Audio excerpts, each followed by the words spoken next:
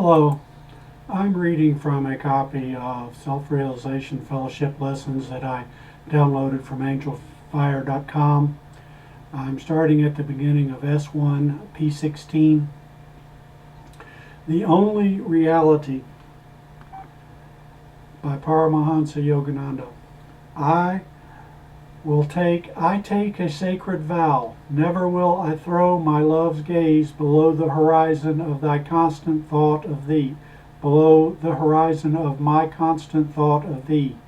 Never will I take down the vision of my lifted eyes and place it on aught but thee. Never will I turn my mind to do anything which reminds me not of thee. I will abhor nightmares of ignorant acts. I will love dreams of noble achievements. I will love all dreams of goodness, for they are thy dreams. I may dream many dreams, but I am ever awake thinking of thee in the sacred fire of constant remembrance. Burning on my soul's altar, I will ever behold thy face with my ever watchful eyes of love. Through thy grace I know that health and sickness, life and death are but dreams. When I finish my dream story of good dreams, I awaken behind the world-painted screen of delusion. I shall behold thee as the one reality. Prayer.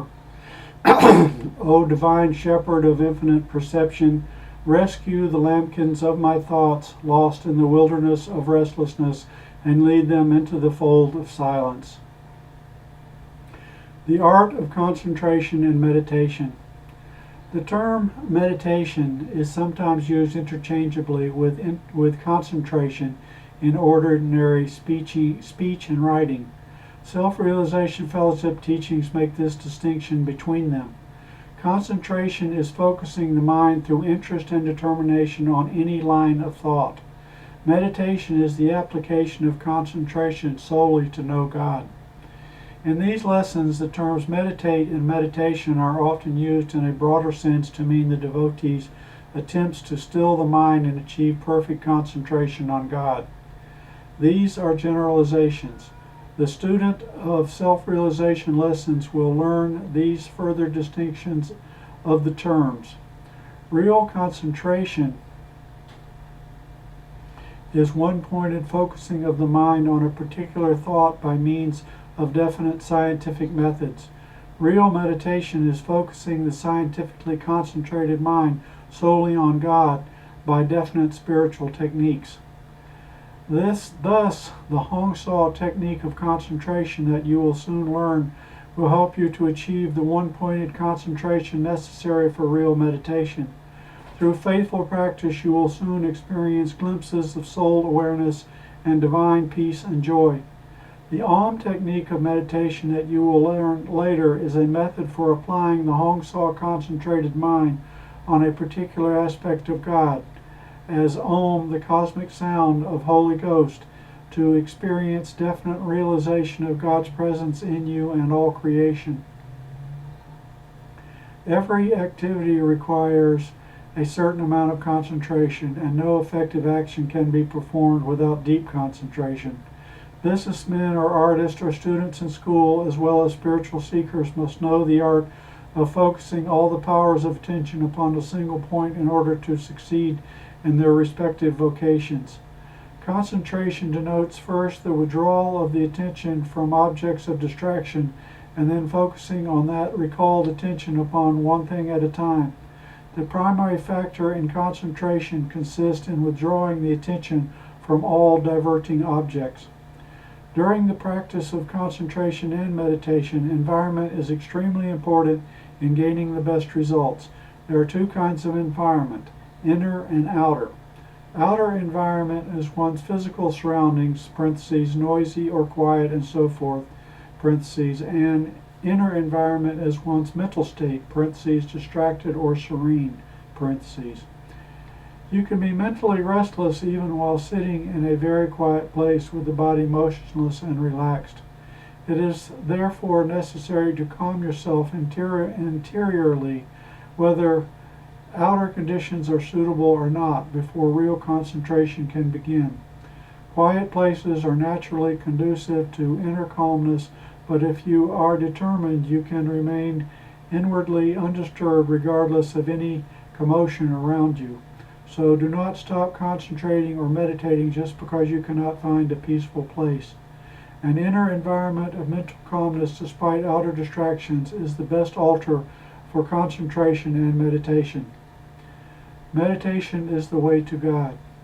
You can never have a truly happy life, both inwardly and outwardly, unless you use the God-given power of concentration to reclaim the forgotten image of God within you. Only then can you solve the mysteries of life and control destiny.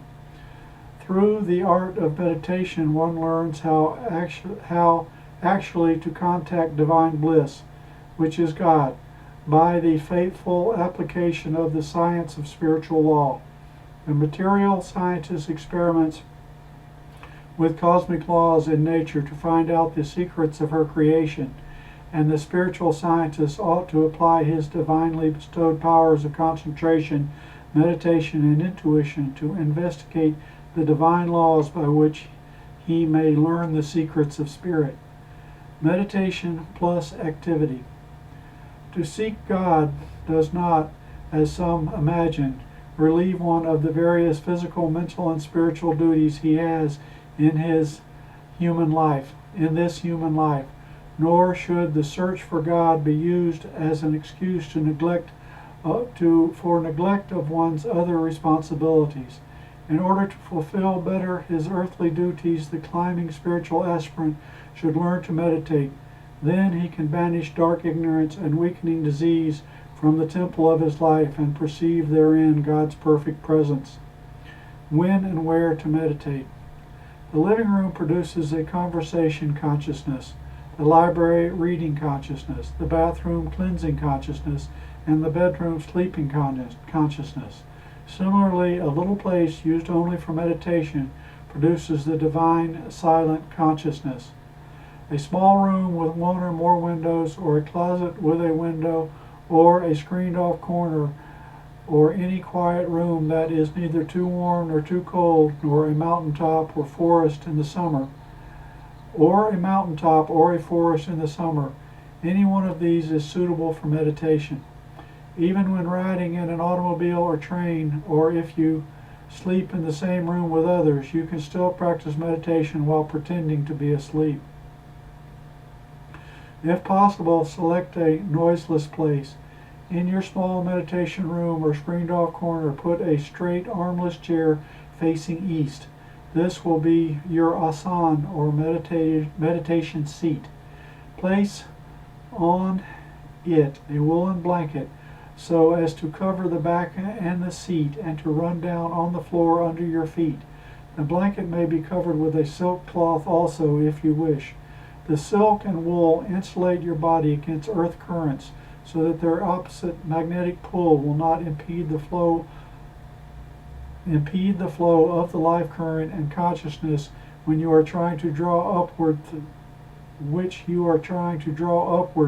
through the spinal centers to the higher centers of divine consciousness in the brain. Be sure to practice meditation in the early morning and before going to bed at night, to take advantage of certain pronounced physiological changes that take place at these times. In the morning, poisons are thrown off as the body, calm and refreshed by sleep, assumes the active state. At night, the body is again relaxed. The life force can easily be withdrawn from the sensory nerves and directed into the spine and upward toward the centers of God awareness in the brain. Don't drug yourself with too much sleep and thus lose your vitality. 6 hours is plenty for most adults. Wake up at 5:30 a.m. and meditate. This time is suitable because your home and neighborhood is usually quiet then. Metaphysically, this is suitable because the rays and vibrations of the dawn are vitalizing and spiritually uplifting. At night, meditate from 9 to 10 o'clock, or 10 o'clock to 11 o'clock, or 10 to 11:30 o'clock. When everybody else is asleep and quiet, you remain awake in God. The more sweetening you put in water, the sweeter it becomes. Likewise, the longer you meditate intensely, the greater will be your spiritual advancement. On Sundays, holidays, and do-nothing loafing days, meditate in the morning from 6 to 9 o'clock and then from 9 to 12 o'clock at night. Remember that the longer you practice with intensity, the nearer you will be to joyous contact with the silent God. Intensity consists in making today's meditation deeper than yesterday's meditation and tomorrow's deeper than today's. 4 related forces. In the practice of concentration, the relation between breath, life force, mind, and vital fluid (sex energy) balanced should be known even by the spiritual beginner. A balanced control of these 4 bodily forces brings quick spiritual results without any downfall or hindrance. In fact, every spiritual student can attain a concentrated mind just by the single separate control of any one of the 4 bodily factors. For example, by strict celibacy alone, one can gain great mental concentration. However, the balanced way of self-realization consists in practicing exercises and principles that simultaneously control and harmonize breath, life force, mind, and vital power. Therefore, every spiritual aspirant should practice certain breathing exercises, special techniques controlling energy flowing in the sensory motor nerves, methods of mental meditation, and principles of calmness producing celibacy (or for those who are married, sexual moderation (). Students who meditate regularly without striving to calm their restless breath or control the life force and vital essence often find insurmountable difficulties on the spiritual path. If one's life force is restless, he is nervous and keeps his body in constant motion. Then his mind is restless, vitality is restless, and breath is restless. But if one controls the life force by spiritual exercises and the practice of calmness through meditation, then his mind and vital power are within his control.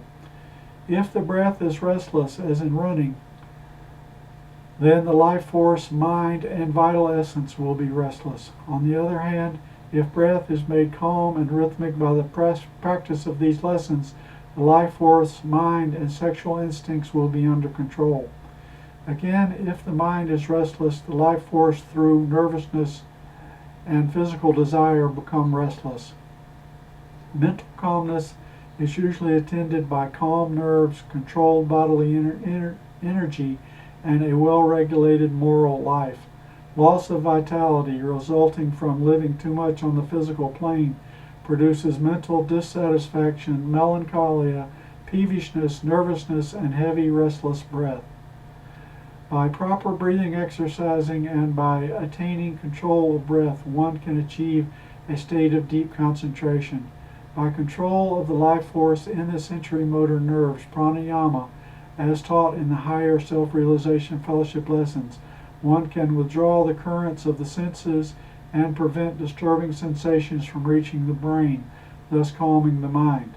By mental concentration and self-control, as in meditation, one finds the breath and the life force automatically calmed, and thus stability is attained. The real spiritual teacher knows the safest, quickest, and best spiritual method for the beginner lies in learning harmonization of these 4 bodily factors. Some people perform breathing exercises without realizing their spiritual significance. They may grow into good athletes with plenty of lung power, but that is all. Others try to approach God by controlling the life force in the body, but forgetting the divine conception of the astral technique pranayama. They satisfy themselves with certain mental and astral powers and forget God entirely. Some try to know God by mind-bound meditation, by imagination only. They see false visions for the most part and are impressed by subconsciously produced hallucinations, frozen images of their own imagination. Thus, development along any one of these lines alone is limited, one-sided, and often fraught with difficulties. Balanced, harmonious development of control of breath, life energy, mind, and sex instinct brings fastest success and real advancement to the spiritual aspirant. Thoughts to live by. Concentration consists of the art of focusing 100% attention upon one thing at a time. All efficient people possess some power of concentration as a byproduct of the vocation or avocation that they follow. People can reason without knowing logic, but its study makes them reason better. Similarly, though they naturally possess some power of concentration, they can greatly improve it by conscious knowledge of the art of concentration. Guru Nanak. The life of the great divine reformer, Saint Nanak, was like a soothing dew of heaven manifesting on earth to quench mankind's thirst for knowledge. In certain respects, Hindus and Muslims have different religious customs and beliefs, yet they were soulfully treated alike by this great Saint Nanak, and they flocked around his banner. No spiritual Victrola or over-talkative reformer would ever have succeeded, but Guru Nanak lived the life of truth. Piety and virtue were personified in his actions. He gave both the Hindus and the Muslims a chance to behold in manifestation the comforting universalities underlying the two religions. Guru Nanak, by his magnetic power of love and his exemplary conduct, dispelled the blind beliefs of his heterogeneous followers and showed them how to establish in their hearts the sense of oneness and omnipresence of God and the spirit of universal brotherhood. One day during the service hour in the Mohammedan mosque, instead of bowing down in front of the altar, Guru Nanak lay down with his feet towards the altar and his head away from it and feigned sleep. Certain Mohammedans who were accustomed to demonstrative external modes of worship instead of inner concentration upon God beheld through the corners of their squinted eyes the audacity of this strange man. Nanak, who lay down instead of sitting, who slept instead of praying, who above all was sacrilegious enough to put his feet instead of his head towards the altar. One of the Orthodox coterie upbraided him. "You audacious sinner, take your feet away from the altar of God. If you don't, your feet will rot." Calmly Saint Nanak replied, "Pray tell me, which way shall I put my feet if there is no altar of God's present? I behold him north, south, east, and west, above, beneath, within, and without, and all around me. If you could show me a place where God is not, I would be only too glad to shift my feet to that place. Your outwardly praying minds are roaming over the hills of restlessness. Correct your indifference to God. Your heads are towards the altar, but your souls and minds are away from God. I am glad even my feet are in the all-protecting, all-guiding power of God." Unable to apply to the master's admonitions, the Orthodox leader became even more wrathful. He took hold of the feet of Guru Nanak and forcibly turned them away from the altar. But behold, a miracle occurred. With the turning of Nanak's feet away from the east to the west, the altar and the whole temple moved accordingly. When this happened, the priest's followers demanded that their leader be humble and recognize the great power of this God-knowing man. The whole company of them lay prostrate at the feet of Master Nanak. Then the saint blessed them and said, "Ye children of my omnipresent Father, realize the presence of God within yourself first, on the best altar, your heart. And if you find him there, through the inner window, you shall soon see God nesting in omnipresence. To localize God at one point is to imprison him in the walls of finitude. Those who confine God within the limiting walls of their own imagination never find him. Those who break the walls of sense experience with a hammers of all-dissolving intuition, silence. With the hammers of all-dissolving intuitive silence, find God spread out in uncaged space everywhere. Just as confined water rushes out in all directions when the walls holding it are broken, so also do the embankments of bigotry and restlessness.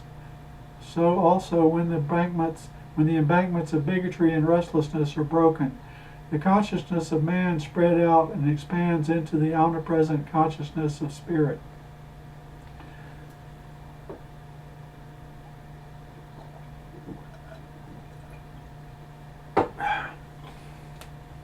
Inspiration. Little songbird of paradise, get out of the body cage with its cage bars of sensation. It is an optical illusion. Forget your little cage to which you are so attached. Behold your vast kingdom of light and bliss hidden behind the shade of darkness that now shrouds your spiritual eye, even when you have closed your physical eyes.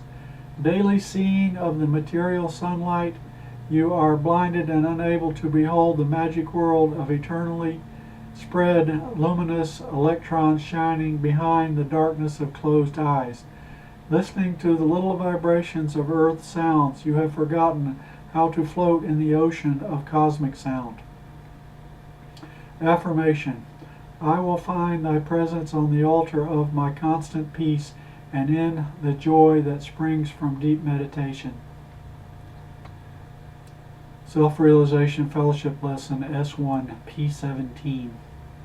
Cosmic Creation by Paramahansa Yogananda. When the sparks of cosmic creation flew from thy bosom of flame, I sang in the chorus of singing lights which heralded the coming of the worlds. I am a spark of thy cosmic fire. Thou Son of Life, as thou didst peep into the mortal cups of mind, filled with molten liquid of vital sparks, thou wert caught within the golden smallness of human beings. In each fragile, oscillating mirror of flesh, I see the restless dance of thine omnipresent power. In the quivering lake of life, I behold thine almighty life. Let me calm by the Christ-like command of concentration the storms of restless desires ranging over the limpid lake of my mind. In the still lake of my soul, I love to behold thine unruffled face of stillness. Break the boundaries of the little wave of my life with thy vastness may spread, that thy vastness may spread over me. Make me feel that my heart is throbbing in thy breast, and that thou art walking through my feet, breathing through my breath, wielding my arms of activity, and weaving thoughts in my brain. Thy sleeping sighs awake when my sighs cry. Through thy playfulness the bubbles of thy visions of creation float in the chamber of my delusive sleep. It is thy meteoric will that courses through the skies of my will. Make me feel that it is thou who hast become I. Oh, make me thyself, that I may behold the little bubble of me floating in thee. Prayer. Teach me, O Spirit, by meditation to stop the storm of breath, mental restlessness, and the sensory disturbances raging in the lake of my mind. Popular conceptions of concentration. There are two kinds of concentration. One kind develops more or less by indirection when a person tries to get his mind off a certain thing. The more he tries not to think about it, the more concentrated on it his thought becomes. This is not real concentration, as it is not under the control of the will. Scientific concentration, on the other hand, enables you to throw your attention at will on the object of concentration and hold it there uninterruptedly for as long as you wish. Self-Realization Fellowship teaches you a scientific method of doing this. Some are successful. Well, you may say, Many people do succeed in concentrating on each problem as it arises. They know how to keep their minds on the subject at hand and shut out all extraneous thoughts, even though they were never taught to concentrate and have never seen self-realization fellowship lessons. It is true, all successful people have good powers of concentration. Then why should such people bother with any method of concentration? Because successful people have developed this power of concentration in the past or in this life, by constant friction with difficult problems. By utilizing their previously acquired ability scientifically, they can increase their success. For instance, one who can reason without learning logic, but the clear-thinking man who adds logic to his mental toolkit has an advantage over the one who knows nothing about the laws pertaining to forms of reasoning. The ordinary successful businessman uses only about 25% of his powers of concentration, but the student of Self-Realization Fellowship can develop his powers of concentration to the 100% usefulness and exert it scientifically. In addition, and this is the most important, he will be led into the art of meditation and learn to balance material success with spiritual success. By the practice of meditation, man learns how to throw his thought concentratedly upon God and to appeal successfully to Him to recharge his concentration with God's perfect concentration. Only then, when scientifically acquired, human concentration is charged with the concentration of spirit, can man expect to accomplish all things. That kind of concentration is required in order to demonstrate successfully a command such as, "O ye mountains, go into the depths of the sea." The right method of concentration. The self-realization technique of concentration is uniquely scientific because it teaches students how to reinforce the power of the human mind with the supercharged, concentrated consciousness of God. Everyone can benefit from application of the scientific self-realization method of God-directed, God-charged concentration. The busy housewife, the worry-burdened businessman, the restless-minded type whose uncontrolled thoughts make him go like a jumping jack, the devout churchman who is seeking greater knowledge, and the real spiritual aspirant, the yogi. Through the voice of silence and peace, God tries to speak to all His children in response to their prayers, but His voice is usually drowned out by rowdy sensations of touch, smell, taste, hearing, and sight, and by the tumult of sensation and memory-roused thoughts. Finding the devotee's attention entangled in restlessness and engrossed in the incoming calls at the switchboard of sensation, God's voice recedes into the depths of silence. God sadly turns away whenever He finds that His temple of concentration has been made a noisy place for the money changers of material desire and sensations. The Christ-like guru preceptor, intuition, must come with the whip of self-control to drive away the materially busy, restless thoughts and make the temple of silence into a temple of God. Inequalities in the power of concentration exhibited by various people are reflected in the differing degrees of success they achieve. Self-Realization Fellowship teaches that by powerful concentration, the businessman can increase his success. The focused power of detached attention may similarly be applied to making a great success of a home, an art, a profession, a church, or in the establishing a temple of silence in the soul. It is wrong, of course, to use high-powered concentration for self-success at the expense of others. One must know how to guide and reinforce confrontation with the just, unselfish, service-giving, sympathetic, and super-concentration of God. Some persons who apply great concentration to become rich are satisfied to use their high-powered minds for gaining material success. while turning a deaf ear to cries of misery from others. But the man charged with the super concentration of God wants success only when others may benefit at the same time. He tries to spiritualize the ideal of industry through service and finds happiness through making others happy. Self-Realization Fellowship teaches the art of idealistic concentration for the good of self and all others. Okay, I'm stopping at the bottom of S1 P17 page 3. Thanks for listening. Bye.